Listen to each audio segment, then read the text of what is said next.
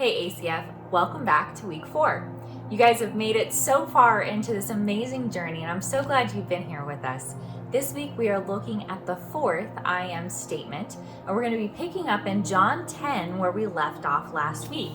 So last week Jesus said that I am the door, and he was talking in this analogy of shepherding because he understood that the people who he was talking to, they would understand that analogy.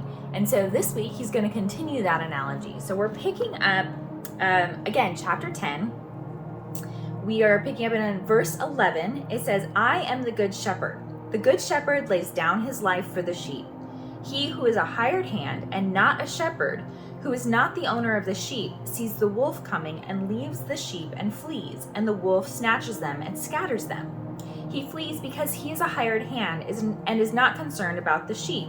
I am the good shepherd, and I know my own, and my own know me, even as the Father knows me, and I know the Father. And I lay down my life for the sheep. I have other sheep, which are not of this fold. I must bring them also, and they will hear my voice, and they will become one flock with one shepherd.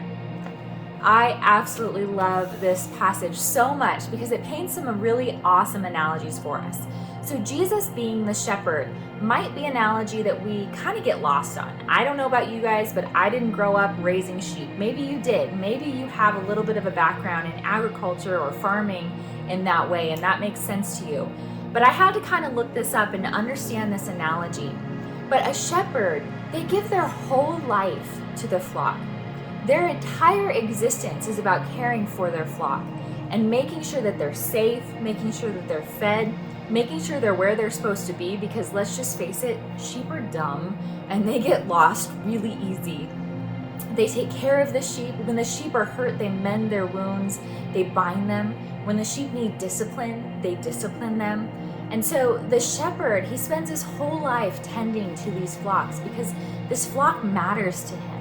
And so Jesus uses this analogy not only because the people would understand it, but because it holds so much truth about what he did and what his life was about. He came here for us. See, Jesus didn't have to leave heaven to be here. He didn't have to do this, but he loved us that much that he was willing to give his entire life to shepherd us. I don't know about you guys, but that just blows me away. This God, this amazing God who spoke all of creation into being, loved you and me enough to spend his life, to give his life, to shepherd us. And he says it here, he says he lays down his life willingly for the sheep. In the same way that a shepherd would defend his sheep, he would defend them against a bear or a wolf or any other predator that was trying to kill his sheep. Jesus came to do the same because he knew that we needed it. He knew that we were just as helpless as those sheep and we had no hope of survival without him. And I love the way he wraps this up at the end. Did you catch this at the very end?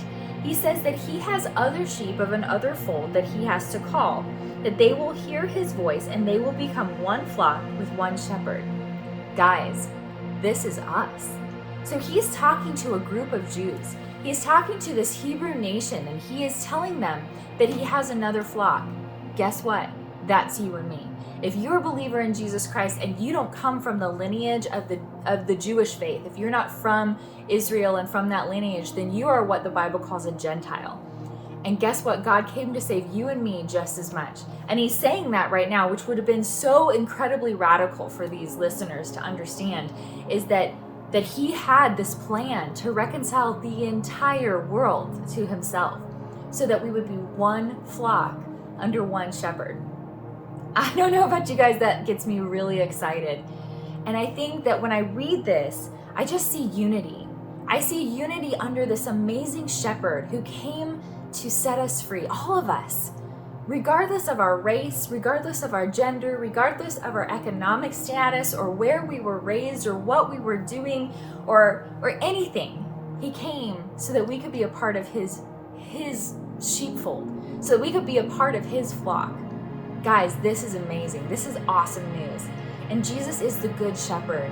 He's the perfect shepherd. He never fails. He never lets us down. He never leads us down the wrong path. He never lets us fall. He is amazing. And I'm so excited this week as you dive into this analogy that Jesus is the shepherd. and looking at how he guides us and how he protects us, how he disciplines us, and how he loves us so abundantly, and how he's given his life for us. I hope you guys enjoy it. I hope you have a fantastic week, and I hope we see you back next week. Love you guys. Bye.